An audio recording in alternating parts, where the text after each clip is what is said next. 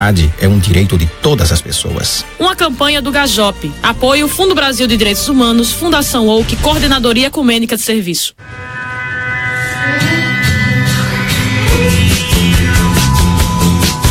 Cultura pop, entrevistas, debates e muita música no programa O Grito FM. A cada semana, o entrevistado da cena pernambucana bate um papo descontraído com os jornalistas da revista O Grito. E tem ainda dicas de lançamentos, shows e reportagens especiais.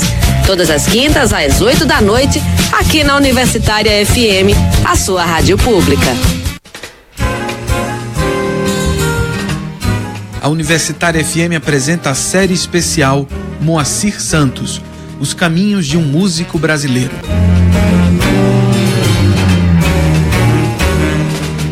Uma produção da Rádio MEC FM, apresentada por Andréia Ernest Dias. Moacir Santos, Os Caminhos de um Músico Brasileiro. Quarta, às 20 horas, aqui na Universitária FM. Em tempos de Zika, a proteção e cuidado começam em informar a mulher sobre seus direitos reprodutivos. Os serviços de saúde devem ter disponíveis informações e métodos anticoncepcionais. As grávidas que tiveram Zika devem ter prioridade de informação e diagnóstico. Em caso de má formação do bebê, devem ter acesso ao benefício do INSS. Procure o serviço de saúde mais próximo. É dever dos governantes garantir a saúde integral da mulher. Eu sou Isaar e apoio a campanha do grupo Curumi.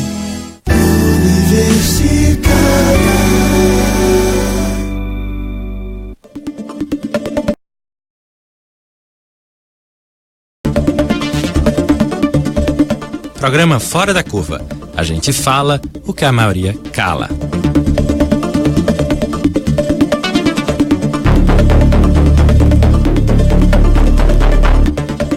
Bom dia, ouvinte das rádios universitárias 99.9 FM e 820 AM. São 11h30 da manhã e começa agora o programa Fora da Curva. Eu sou Paula Reis, professora do Departamento de Comunicação Social da UFPE. Nosso programa está sendo transmitido ao vivo pelo Facebook nas páginas Universitária 99, Marco Zero Conteúdo e, claro, na nossa página Programa Fora da Curva. Você pode participar pelas redes sociais ou pelo telefone 3879-5549. Hoje é dia de mobilização nacional de várias categorias de trabalhadores contra as reformas da Previdência e Trabalhista. O protesto nacional foi organizado pela CUT e pela Frente Povo Sem Medo. Muitos direitos sociais estão sendo retirados pelas reformas que o governo Michel Temer enviou ao Congresso Nacional. Entre as principais propostas estão as mudanças nas regras da aposentadoria, igualando a idade mínima de homens e mulheres em 65 anos e aumentando o tempo de contribuição para 49 anos. Por isso, a pergunta do programa de hoje é: ainda vamos nos aposentar? Para conversar sobre o assunto, estamos com a professora de Medicina Social da UFPE, Heloísa Mendonça. Bom dia, Heloísa. Bom dia, Paula. Bom dia ao pessoal do estúdio e bom dia aos ouvintes da Rádio Universitária. E com o presidente do Sintep, Sindicato dos Trabalhadores na Educação do Estado de Pernambuco, Fernando Melo. Bom dia, Fernando. Bom dia, Paula. Bom dia a todos que estão aqui no estúdio. Bom dia aos ouvintes. Os trabalhadores estão reunidos na Praça Oswaldo Cruz em Assembleia Unificada. Inclusive, os professores de todas as instâncias, várias categorias. E na Praça Oswaldo Cruz nós estamos com o repórter Rafael Melo, com quem a gente conversa agora para saber como está a movimentação. Bom dia, Rafael. Bom dia, Paula. Bom dia, amigos de estúdio. Eu falo aqui diretamente da Avenida Conde da Boa Vista, onde ocorre aqui a principal mobilização na cidade do Dia Nacional de Greve e Paralisação contra a Reforma Previdência e Trabalhista.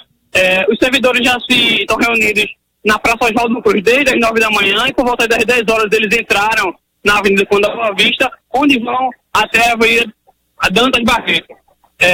A organização do protesto aqui tem a organização da Central dos Trabalhadores da CUT e vários movimentos sindicais. A pressão principal é contra a aprovação da PEC da reforma, a PEC 287, mas também existem outras causas estabelecidas e envolvidas. E para conversar comigo, eu estou aqui com o Manuel Henrique, que ele é dirigente da CUT de Pernambuco.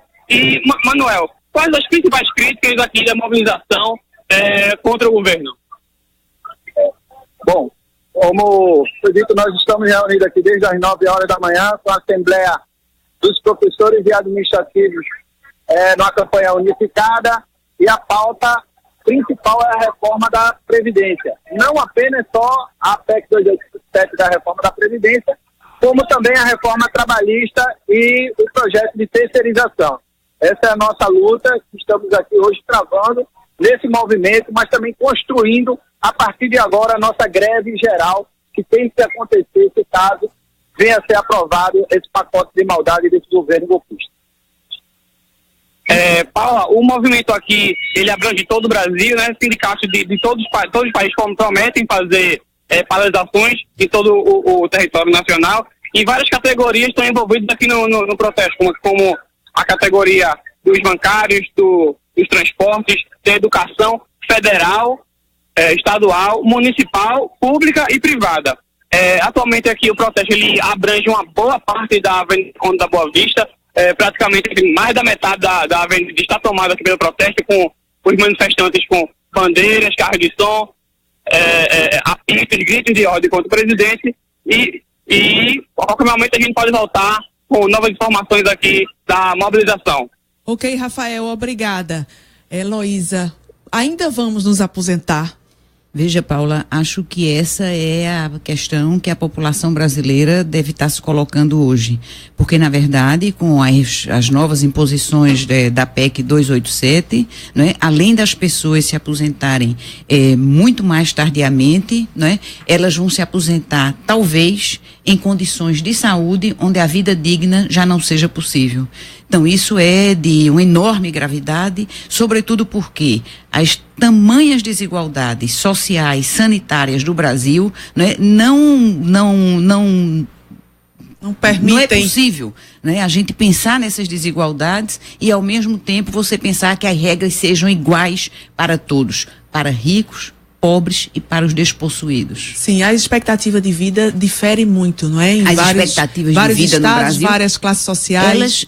As expectativas de vida ela difere não só entre as classes sociais, mas como, né, a nossa distribuição geográfico-espacial, ela é uma distribuição que agrega todos no mesmo ambiente. Então, se você pegar, por exemplo, bairros, né, das grandes capitais brasileiras, e a gente tem alguns estudos sobre isso, você encontra dentro de um mesmo bairro pessoas, grupos, né, da população com expectativa de vida ao nascer bastante diferenciada, seja se assemelhando à expectativa de vida de países mais pobres, muito mais pobres do que o Brasil, como países africanos, seja se assemelhando à expectativa de vida dos países centrais.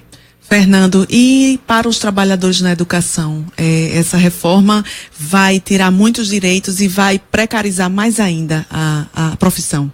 A situação dos trabalhadores e das trabalhadoras em educação, ela fica bastante precarizada a partir do momento que o governo adota a medida e quer impor as reformas que estão aí sendo discutidas no Congresso Nacional. Nós temos hoje uma situação bem particular da nossa categoria, na qual nós nos aposentamos com tempo a menor em relação a diversas outras categorias, dada a função que nós exercemos. Nosso trabalho, ele não começa no local de trabalho, nem também ele termina no local de trabalho. O nosso trabalho, a nossa tarefa diária, ela começa bem antes de chegarmos às escolas e não termina. É algo que não tem fim. É um processo de construção do saber, da aprendizagem, da avaliação, da elaboração de material, enfim, de atualização permanente, principalmente no mundo cujo conhecimento se renova tão ligeiro como nós temos tido ultimamente. Então, tendo em vista todas essas peculiaridades da nossa profissão, no caso do professor, da professora, nós já temos hoje uma aposentadoria dita especial, que na verdade não é especial, ela faz jus a uma situação concreta e real que nós vivemos. Além disso, historicamente, todos nós sabemos que o salário da nossa categoria de professor, de professora, ele é muito baixo. Ele é tão baixo que nós precisamos, inclusive, ter mais de um vínculo, e isso, inclusive, é assegurado pela Constituição. Nós precisamos ter mais de um vínculo para poder suprirmos as nossas necessidades financeiras ao longo dos meses. E, além disso, nós temos professores que chegam com 3 vínculos: professor da rede estadual, rede municipal, rede privada, e no tocante à mulher ainda é mais complicado. Sim. Porque a mulher, ela de certa forma assume aquela organização da casa, mesmo que em conjunto hoje, cada vez maior com o parceiro, com o companheiro, mas a mulher, ela passa a ter, além dessa jornada dupla, tripla, ainda tem a preocupação que nós percebemos no dia a dia da visita, do convívio às escolas.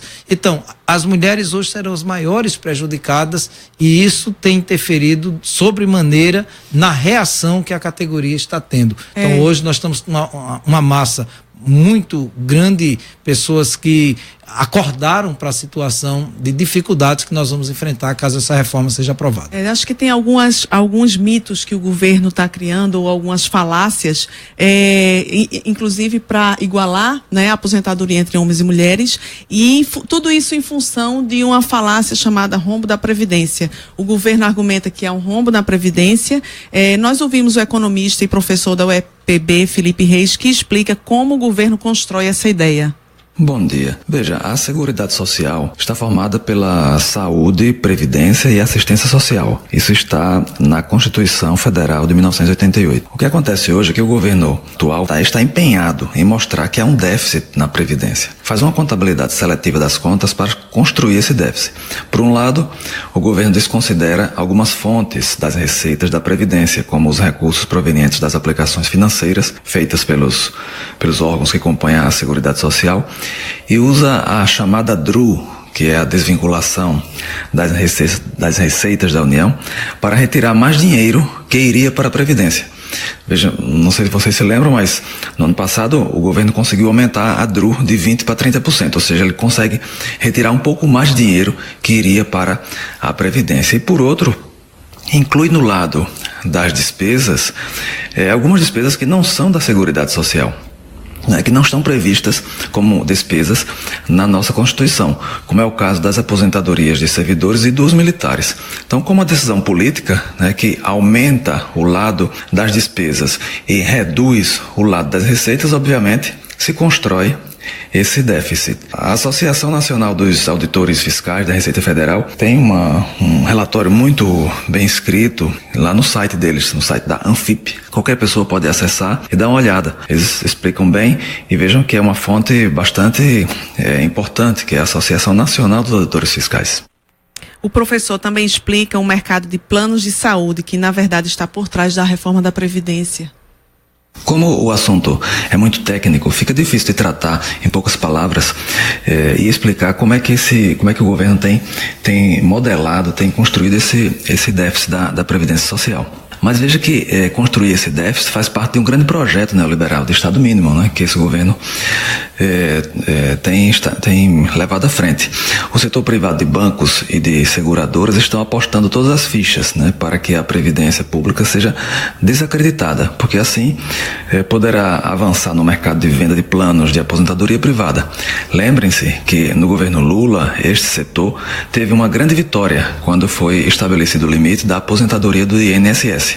Abriu-se naquele instante um grande mercado de planos de aposentadoria privada no Brasil. Dentro deste grande projeto de Estado mínimo está também a intenção de acabar com o SUS, com o Sistema Único de Saúde, ou deixá-lo aí reduzir a um atendimento de uma pequena parcela da população e obrigar, na verdade, milhões de brasileiros a cair nas mãos do setor privado que vende planos de saúde. Heloísa, a situação, o contexto é muito grave, não é? O contexto é gravíssimo. Veja, a PEC 287, ela permite, inclusive, que os estados e municípios passem a contratar esses benefícios complementares. Então, olha a clientela, quer dizer, na verdade, não, vão ser todos, porque os trabalhadores do setor privado, todos, e todos os trabalhadores do setor público, agora, então, estados e municípios, com uma massa falida desses planos, agora vão poder, então, passar tudo isso para o setor privado. Na verdade, em todo o mundo hoje, essas reformas, né, sobre o sistema que vem de encontro aos sistemas de proteção social, na verdade, elas estão de olho, né, no grande volume de recursos, entendeu? Que vão passar, então, a ser mobilizados no interior do mercado financeiro. É o que a gente chama, numa linguagem mais técnica, como disse o professor, né, os planos de pensão, entendeu? E Previdência privada, etc. e tal. Fernando? Na verdade, o que a gente escuta a partir da fala do professor é algo que as próprias centrais sindicais, os próprios sindicatos, eles já vêm colocando há algum tempo, que o governo está criando uma série de argumentos para justificar o injustificável e fazendo frente aí a todo esse momento com a grande campanha de mídia que, de certa forma, visa assustar as pessoas. Caso não haja reforma, segundo o governo, as aposentadorias não poderão ser pagas. Os diversos setores já se organizam e já inclusive começam a divulgar trabalhos, pesquisas confiáveis que mostram que a Previdência hoje ela não é deficitária. Pelo contrário, ela é superavitária. Existem trabalhos, inclusive, que apontam para um superávit, uma sobra no ano de 2015, na ordem de mais de 11 bilhões e 200 milhões de reais da Previdência. Então, dependendo da forma como você faz o cálculo, você pode manipular essa informação e levar as pessoas a acreditarem que é inevitável fazer a reforma, quando, na verdade, a reforma, ela provoca uma situação, aprofunda uma situação de desigualdade e aqueles que sempre pagam a conta, que são os trabalhadores, os servidores públicos, esses serão chamados mais uma vez a entrarem com sacrifício em benefício de grandes corporações. Então o país todo hoje está mobilizado, né, em função de fazer esse protesto, né, contra essa reforma, e a diretora nacional de formação da CUT, Rosiana Bertolti, explica a necessidade dos trabalhadores se organizarem contra as reformas. Olá, trabalhador, trabalhadora. Esta reforma da Previdência, que está em curso no Congresso Nacional, vai retirar os seus direitos da Previdência e acabar com a Seguridade Social. Se junto conosco na luta no dia 15 para barrar esta reforma da Previdência. Você sabe que para se aprovar esta nova lei, para você se aposentar com aposentadoria integral, você vai ter que ter 65 anos e ter contribuído durante 49 anos. Isso significa que você vai ter que começar a trabalhar com 16 anos, ininterruptamente, e vai para poder se aposentar de forma integral aos 65 anos. Então, trabalhador, trabalhadora, junte-se conosco, some-se às lutas desse país para barrar esta reforma da Previdência. Estamos discutindo essas questões de perda de direitos, né, na reforma da Previdência na Rádio Universitária, a sua rádio pública.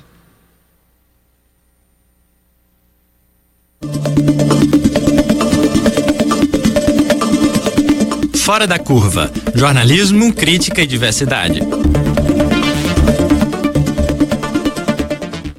Para você que acaba de sintonizar, este é o programa Fora da Curva, que une jornalismo, crítica e diversidade. Estamos discutindo, ainda vamos nos aposentar, com a professora de Medicina Social da UFPE, Heloísa Mendonça, e o presidente do Sintep, Fernando Melo. Chegou uma pergunta aqui para nós, de Lúcio Souza. Qual é a diferença entre previdência pública e previdência privada?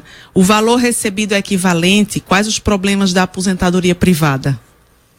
Heloísa. Na verdade, a partir agora da PEC, né, 287, não haverá mais diferença entre a previdência pública, o valor da previdência pública e o valor da previdência privada.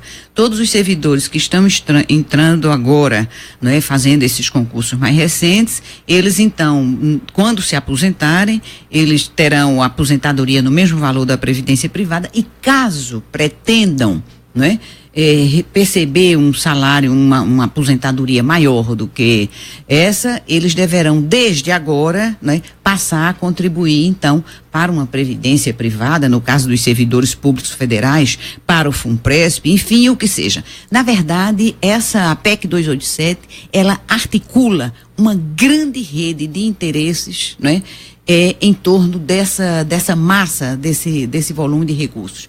E tem uma coisa que é extremamente grave, porque, veja, quando em 1988 se estabeleceu, né, a Constituição Federal com esta Seguridade Social que a gente tem hoje, na verdade isso era formava-se um enorme consenso geracional, no sentido de que, quer dizer, eu hoje vou trabalhar, o meu trabalho, as minhas contribuições vão sustentar quem está aposentado, e daqui a mais 30 anos eu estarei naquele outro local e uma outra geração estará contribuindo.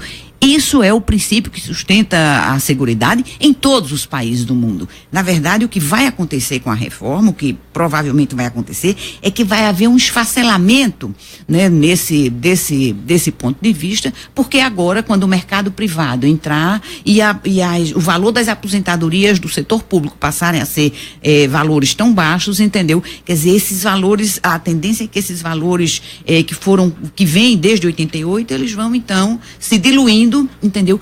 E o que é extremamente danoso, lesivo, não é, do ponto de vista da construção, do pertencimento do cidadão, é que ele agora vai olhar para a Previdência, isso não vai mais significar muita coisa, a Previdência com a qual ele contribui hoje, e ele vai perguntar, para que é mesmo que eu vou contribuir, para que mesmo? O que é que vai pensar o trabalhador rural hoje?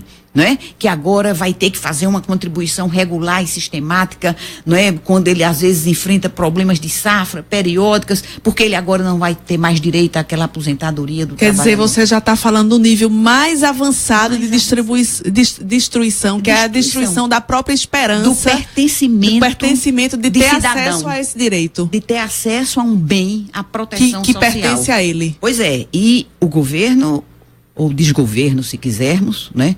Aí, que está aí, entendeu? Propondo essa PEC 287, deveria pensar que sem consenso dentro da sociedade, o que a história mostra e aponta, tem muitas lições, inúmeras lições na história, é difícil sustentar a democracia. Muito difícil, porque o governo está rompendo um pacto sem conversar com a sociedade brasileira. Está impondo pela força e pela pressa. Fernando. Eu poderia até ficar calado depois da fala da professora Heloísa, porque ela conseguiu sintetizar muito bem todo o sentimento que nós hoje, enquanto classe trabalhadora, nós estamos tendo. Na verdade, professora Heloísa, Paula, ouvintes, quando nós passamos pelas escolas conversando com os companheiras da categoria e conversando com os estudantes, o que a gente sente, na verdade, é essa frustração, é essa falta de expectativa, é essa falta de perspectiva de um futuro lá adiante poder ter a sua aposentadoria. Isso é uma realidade que a gente vem vivenciando todos os dias. Os meninos até em tom de brincadeira, mas na verdade tem um fundo de muita seriedade, quando eles dizem, eu nem vou mais contribuir para esse negócio, eu não estou pensando nem mais ter carteira assinada. Isso, na prática, é o discurso que você começa a ouvir dos jovens. Eu não quero mais assinar. Isso vai construindo uma naturalização de que eu não tenho direitos. Exato. E acho que a mídia contribui bastante, a mídia corporativa privada. Como é que vocês veem as notícias na grande mídia sobre a reforma da Previdência? A grande mídia hoje, ela tem um papel muito claro, ela tem um objetivo muito claro, a gente vê pela natureza das notícias, pela forma que a notícia é levada, pela publicidade que é feita para encantar, digamos assim, as pessoas, colocando entre aspas esse encantar, para que as pessoas acreditem que o único caminho, a solução é essa perversidade que está sendo proposta aí, quando na verdade não é isso. Essa proposta, ela tem por objetivo construir um outro modelo de sociedade e que nesse modelo de sociedade você vai ter grupos, você vai ter setores, você vai ter segmentos da sociedade que serão beneficiados. Nem todos perderão com isso, mas com essa reforma nem todos perderão, mas a grande maioria da população brasileira com certeza vai perder. A gente não pode, a professora Heloísa colocou muito bem no início, considerar que a expectativa de vida é de tantos anos, quando você tem diversas realidades sociais por esse país afora. A professora falou até no mesmo bairro nós temos diferentes realidades sociais. E isso é verdade, isso impacta na sua expectativa de vida, isso impacta na sua qualidade de vida. Então esses impactos, eles são de certa forma amortecidos ou moderados quando você constrói a expectativa de que ao final de uma determinada quantidade de tempo que você trabalhou, que você contribuiu, você vai poder usufruir. Mas como usufruir que a aposentadoria agora, voltando ao tema do debate, será que nós vamos nos aposentar? Com certeza, a grande maioria do povo brasileiro não vai mais se aposentar. A expectativa de vida, Heloísa, varia no Brasil e de acordo com as regiões. Vai. Que números? Você teria alguns números? Olha, eu posso lhe dizer, por exemplo, se a gente pegar alguns estados do Nordeste, tipo Maranhão, Piauí, Alagoas, nesses estados, a expectativa de vida ainda está na casa dos 66, 67 anos, mais ou menos. Quando a gente chega, São Paulo, Rio Grande do Sul, evidentemente como média de estado. É claro que no Maranhão e em Alagoas, há sim uma classe social que está lá em cima, mas eu estou falando como média de estado. Quer dizer, a pobreza é tão largamente dominante, não é, que ela puxa essa média para baixo. Então, na verdade, veja bem, se a esperança de vida ao nascer nesses estados é de 66 anos e o cidadão ou a cidadã só podem se aposentar aos 65, o que lhes resta de vida digna, não é? Vivendo na velhice, colhendo na velhice aqueles frutos da sua vida de trabalhador, não é? Partilhar a vida com a família, com a nova geração, dos netos e tudo mais. Isso que está se fazendo é de uma perversidade. É uma coisa que, se a sociedade brasileira pudesse tomar consciência disso agora, ela não permitiria, ela impossibilitaria de qualquer modo que esta reforma fosse levada a cabo. Olha, Paula, completando o que diz a professora Heloísa, a reforma ela é tão absurda que ela começa a fazer um efeito na própria base do governo. Aquela base que até poucos dias, poucas semanas ou poucos meses atrás aparecia como uma base de apoio coesa e muito forte em torno daquelas medidas propostas pelo presidente golpista Michel Temer, a própria base aliada do governo, ela começa a perceber que a reforma ela é danosa e a própria base já começa a rachar. Você tem vários partidos que já estão se movimentando, reunindo suas bancadas para discutir o voto contra, para discutir se por acaso não for possível barrar do jeito que se pretende, mas como é que se pode melhorar. Não sei nem se a gente pode melhorar, tão ruim que ela é, se a gente tem como melhorar, mas a expectativa é que a gente possa, com esse movimento de rua e com a percepção, o sentimento da sociedade e a própria base do governo rachando em torno desse debate, é possível que a gente consiga avançar nessa luta para impedir que essa atrocidade ela possa acontecer na prática. Como é que vai ser, Fernando, qual é a mobilização agora? Entra em greve só hoje ou por tempo indeterminado? O setor da educação vai ser uma paralisação nacional? Como é que é a programação? Antes de te responder, só colocando um detalhe interessante. Como você explicar uma pessoa que entrou no serviço público aos 19, 20 anos, que é uma realidade da nossa categoria, né? Uma categoria hoje que está com seus 50, 54 anos, por aí, que tinha uma expectativa de uma aposentadoria aos 55 anos, depois de 37, 38, 40 anos de contribuição, e que agora essas pessoas terão que trabalhar no mínimo mais 10 anos. Sim. E para a professora que se aposenta aos 40 anos, o professor 55, a professora 50 anos, que ela vai ter que trabalhar mais 15 anos. Então, é uma frustração de expectativa de direito que você não imagina o problema social e até psíquico, enfim, os problemas que isso vai acarretar. Então, as pessoas começam a perceber, e a prova disso é a grande quantidade de gente que nós tivemos na rua hoje. Partindo para a sua pergunta, nós temos uma programação. O Sintep, que é o Sindicato de Trabalhadores da Rede Estadual de Ensino, Trabalhadores em Educação, definiu já desde o dia 22 de fevereiro e referendou hoje na Assembleia Unificada com mais 6, 7 sindicatos. Nós definimos seguir a orientação da Confederação Nacional dos Trabalhadores em Educação, da CNTE, que é uma greve por tempo indeterminado.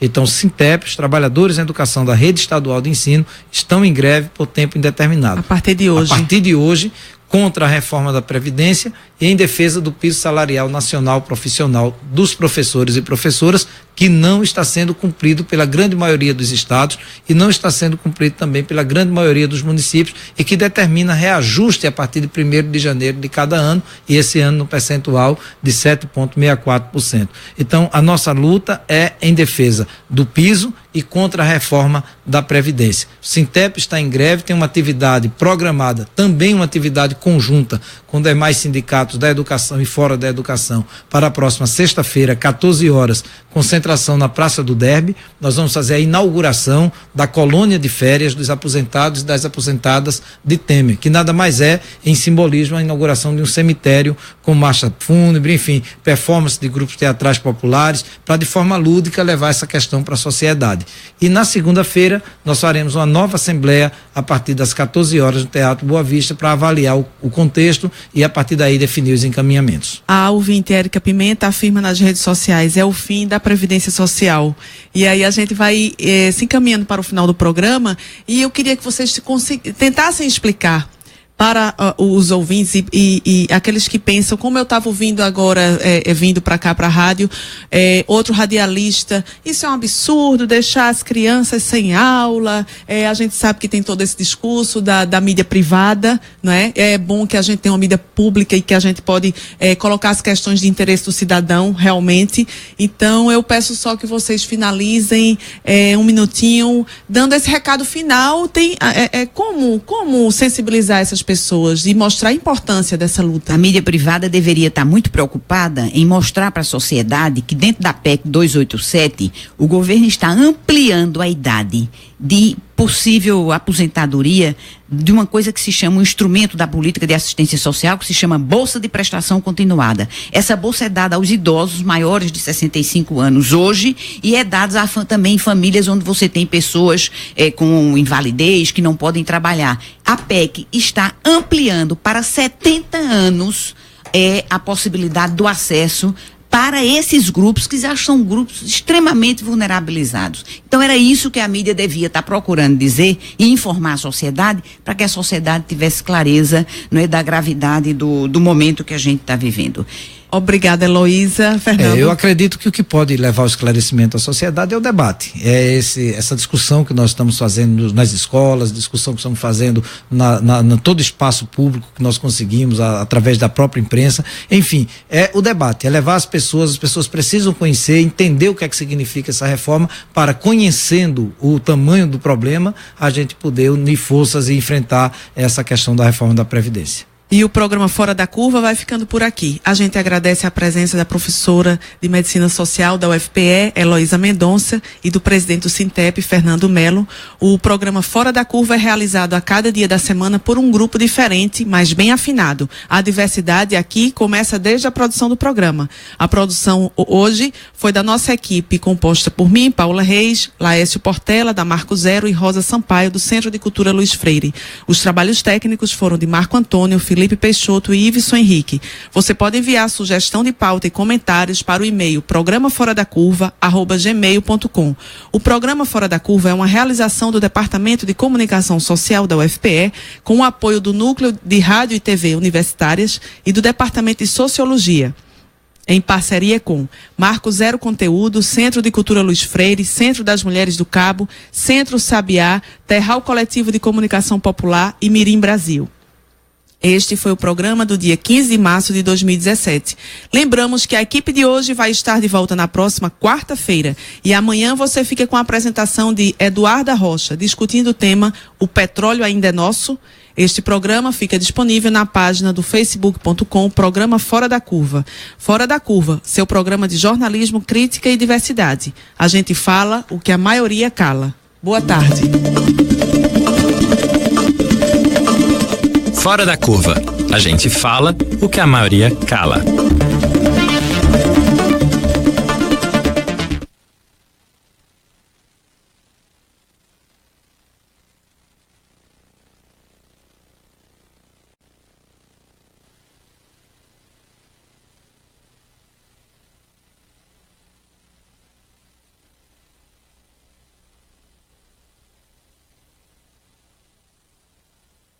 Doze horas e 1 minuto. Universitária ZYD 240 99.9 MHz FM Universitária, emissora da Universidade Federal de Pernambuco.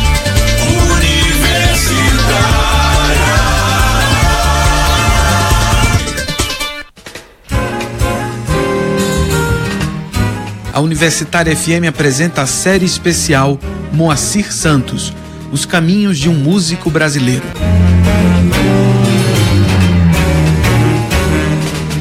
uma produção da Rádio MEC FM, apresentada por Andréia Ernest Dias.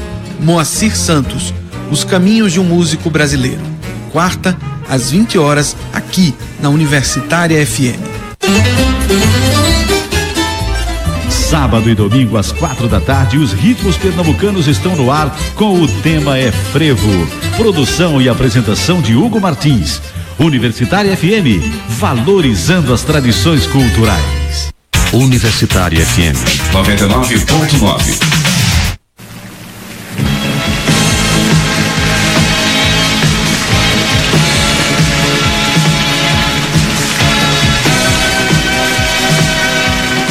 A Universitária FM inicia sua programação da tarde com Almoço Musical.